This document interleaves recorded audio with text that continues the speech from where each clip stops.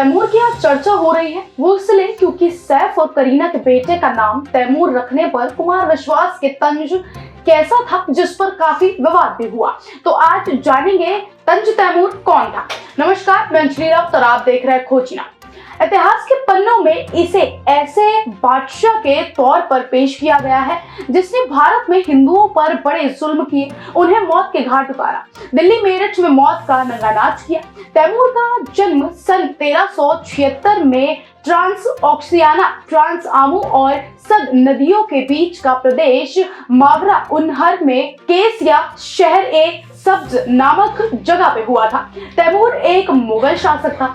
इतिहासकार मानते हैं कि तगताई मंगोलों के खान तैमूर लंगड़े का एक ही सपना था, वो ये कि अपने पूर्वज चंगेज खान की तरह ही वो पूरे यूरोप और एशिया को अपने वश में कर ले।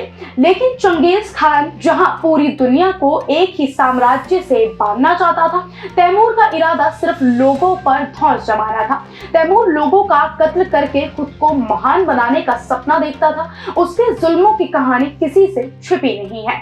तैमूर ने खेली भारत में हिंदुओं के खून से होली। भारत को उस समय सोने की चिड़िया कहा जाता था। भारत बहुत अमीर देश था। तभी तैमूर ने सोचा कि कैसे वो भारत की राजधानी दिल्ली में लूट करके अमीर बन सकता है।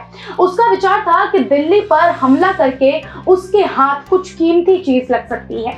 उस वक्त दिल्ली के शाह नसीरुद्दीन महमूद के पास हाथियों की एक बड़ी फौज थी।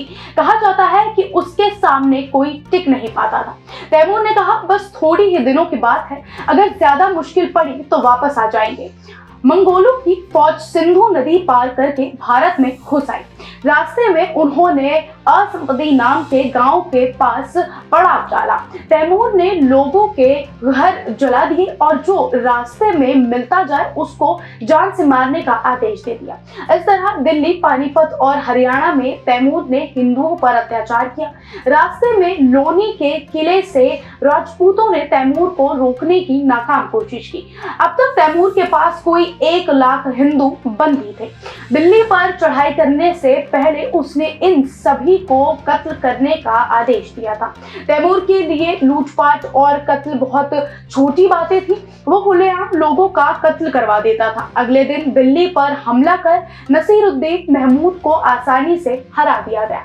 महमूद डर कर दिल्ली छोड़ जंगलों में छिप गया। दिल्ली में जश्न मनाते हुए तैमूर की सेना ने कुछ औरतों को छेड़ा तो उसके विरोध में जो लोग खड़े हुए, तैमूर ने उन्हें भी जान से मारने का आदेश दे दिया। फिर तैमूर दिल्ली छोड़कर उज्बेकिस्तान की तरफ रवाना हुआ। रास्ते में मेरठ के किलेदार इलियास को हराकर तैमूर ने मेरठ में भी तकरीबन 30,000 हिंदुओं को मारा। ये सब करने में उसे महज 3 महीने लगे। इस बीच वो दिल्ली में केवल 15 दिन ही रहा था।